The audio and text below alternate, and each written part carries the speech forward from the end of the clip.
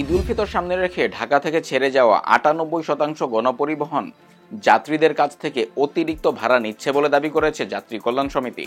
বিভিন্ন গণপরিবহনে ঈদ বকশিসের নামে ১২ দিনে ৮৩২ কোটি ৩০ লাখ টাকা আদায় হতে পারে বলেও সংগঠনটি তাদের পর্যবেক্ষণে তুলে ধরেছে। গণপরিবহনে অতিরিক্ত ভাড়া আদায় নিয়ে গতকাল এক সংবাদ সম্মেলনে এ পর্যবেক্ষণ তুলে ধরেন যাত্রী কল্যাণ সমিতির মহাসচিব মোহাম্মদ মোজাম্মেল হক চৌধুরী। ২০ মার্চ থেকে ঢাকা মহানগরীতে সড়ক, রেল, নৌ ও আকাশপথে ঈদযাত্রা পরিস্থিতি, অতিরিক্ত ভাড়া আদায় ও যাত্রী সেবার সার্বিক ব্যবস্থা পর্যবেক্ষণের পর সংগঠনটির প্রতিবেদন সাংবাদিকদের সামনে তুলে ধরে মোজাম্মেল হক বলেন, এবারের ঈদযাত্রায় অর্থাৎ ২০ থেকে ৩১ মার্চ পর্যন্ত ঢাকা ও আশপাশের এলাকায় ঈদ বাজার সহ নানা প্রয়োজনে বিভিন্ন শ্রেণীর গণপরিবহনে মানুষের ২২,৭৪,৯০,০০০ ট্রিপ যাতায়াত হতে পারে। ঢাকা থেকে গ্রামের বাড়ি যাবে ১,৫০,০০,০০০ মানুষ। তাছাড়া ঈদবাজার সহ নানা প্রয়োজনে বিভিন্ন গণপরিবহনে বাড়তি ট্রিপ সম্পন্ন হবে। এসব যাত্রীর নিরাপত্তা ও নির্বিঘ্ন যাতায়াত নিশ্চিত করার পাশাপাশি অতিরিক্ত ভাড়া আদায় বন্ধে সরকারের বিভিন্ন সংস্থার নানামুখী তৎপরতার মধ্যেও এবার ঈদযাত্রায় কেবল ঢাকা ছাড়তেই ৮৩২ কোটি ৩০ লাখ টাকা অতিরিক্ত ভাড়া আদায় হচ্ছে।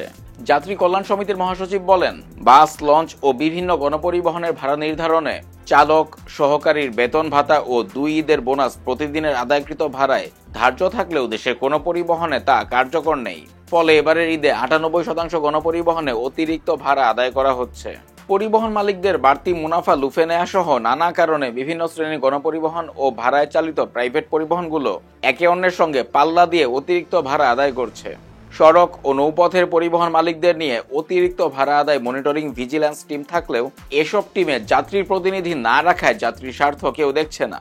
এবারের ঈদে কোন কোন পরিবহনে কি পরিমাণ বাড়তি ভাড়া আদায় হবে সে তথ্যও দিয়েছে যাত্রী কল্যাণ সমিতি। পর্যবেক্ষণ প্রতিবেদনের তথ্য তুলে ধরে সংবাদ সম্মেলনে বলা হয়, এবার নৌপথে অতিরিক্ত ভাড়া আদায় হবে ৮০ কোটি টাকা।